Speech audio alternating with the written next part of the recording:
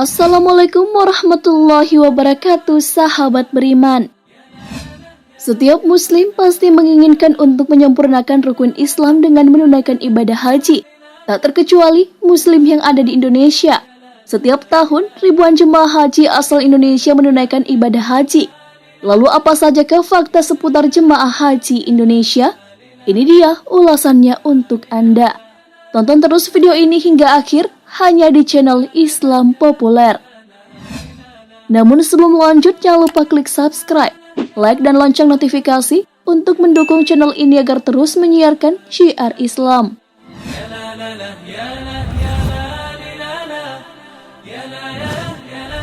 Kelakuan yang nyeleneh. Jemaah haji asal Indonesia memang tergolong unik. Mereka biasa membawa perbekalan yang membludak dalam koper. Hal ini pernah dirasakan oleh panitia penyelenggara ibadah haji IPHI Kota Cirebon yang sempat kerepotan karena perilaku jemaah. Banyak jemaah yang membawa barang yang tidak perlu, seperti rice cooker, rokok, termos, hingga obat kuat.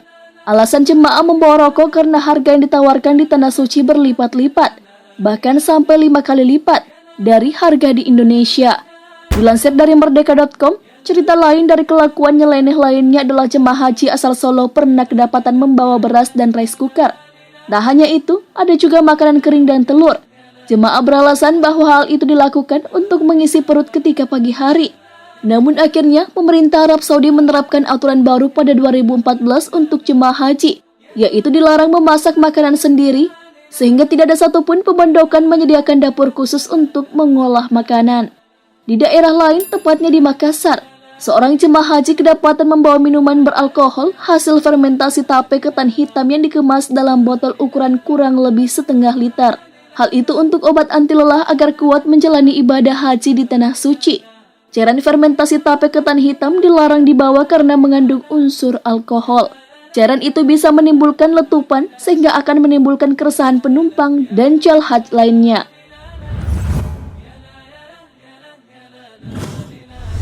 Terbesar di dunia.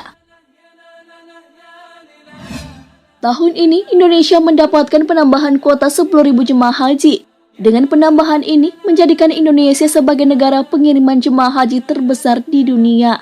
Dilansir dari fifa.co.id, Menteri Agama Lukman Hakim Saifuddin menegaskan, dengan penambahan kuota haji 10.000 orang, maka total jemaah haji Indonesia pada musim haji tahun 2019 atau 1440 Hijriah menjadi yang terbesar di dunia, yakni sebesar 231.000 orang. Oleh karena itu, Lukman berharap kepada aparatnya agar memaknai positif penambahan kuota jemaah haji tersebut. Penambahan kuota jemaah haji tentu saja akan menambah pula petugas kloter jemaah haji.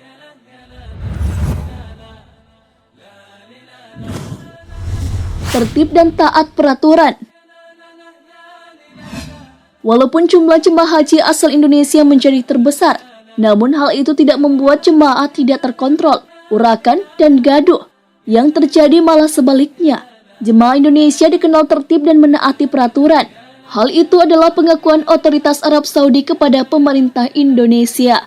Tentunya hal itu tidaklah berlebihan jika pemerintah Arab Saudi menobatkan jemaah haji Indonesia terbesar dan terbaik di dunia. Dilansir dari msn.com, Direktur Pelayanan Haji Luar Negeri Sri Ilham Lubis di Asrama Haji Pondok Gede mengatakan bahwa jemaah haji Indonesia menjadi yang terbaik karena disiplin dan taat aturan. Ia juga mengakui bahwa jemaah haji Indonesia tidak berisik dan tidak membuat keributan di hotel. Barang-barang yang ada di hotel yang ditempati jemaah asal Indonesia tidak ada yang rusak, walaupun pernah melakukan hal-hal yang nyeleneh.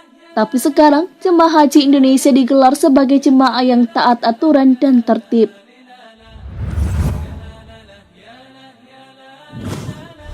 Pilot Project Arab Saudi.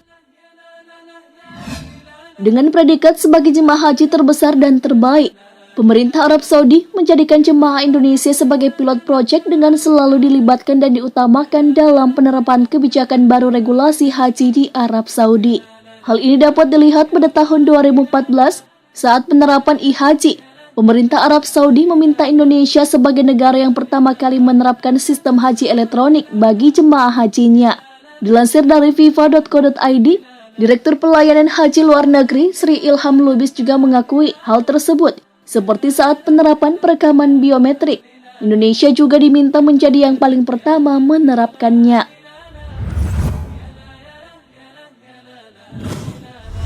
Akan mendapatkan fasilitas terbaik. Kementerian Agama sebagai operator penyelenggara ibadah haji terus melakukan usaha untuk memberikan fasilitas terbaik bagi jemaahnya dengan melakukan perbaikan dan peningkatan layanan jemaah haji tahun berjalan.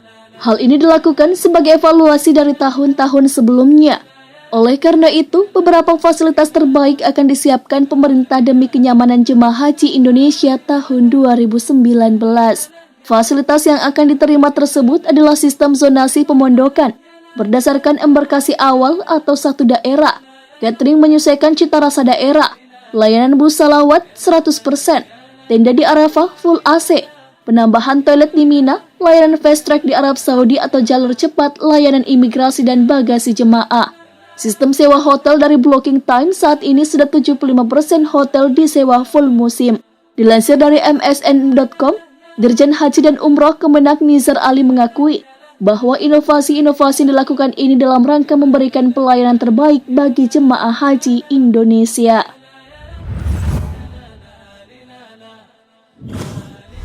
Biaya termurah se-ASEAN.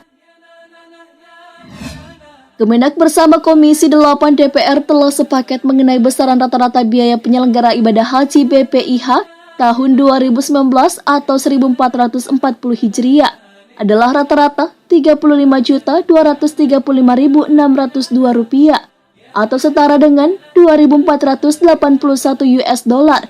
Menteri Agama Lukman Hakim Saifuddin menegaskan, jika dilihat dari kurs rupiah, BPIH tahun ini sama dengan besaran BPIH tahun lalu, yaitu rata-rata sebesar Rp35.235.602.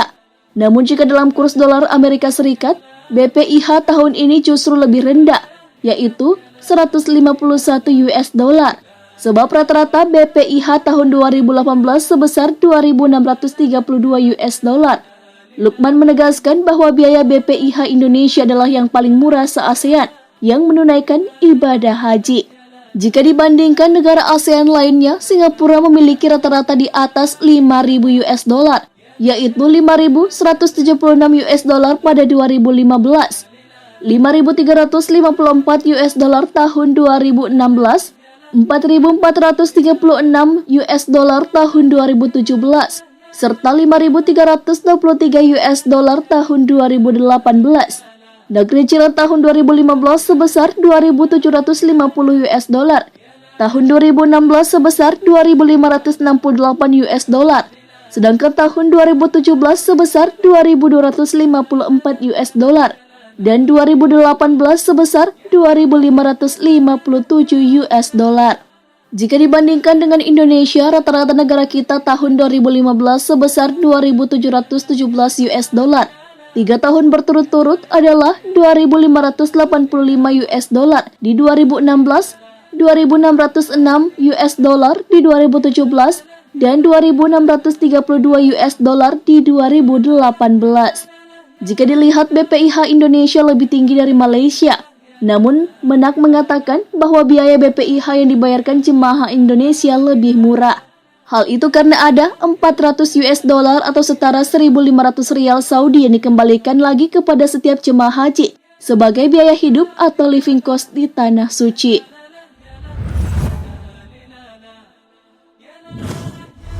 Disambut oleh putra Raja Salman. Salah satu kloter jemaah haji dari Indonesia mendapatkan kesempatan langka ketika sampai di Bandara Prince Muhammad bin Abdul Aziz.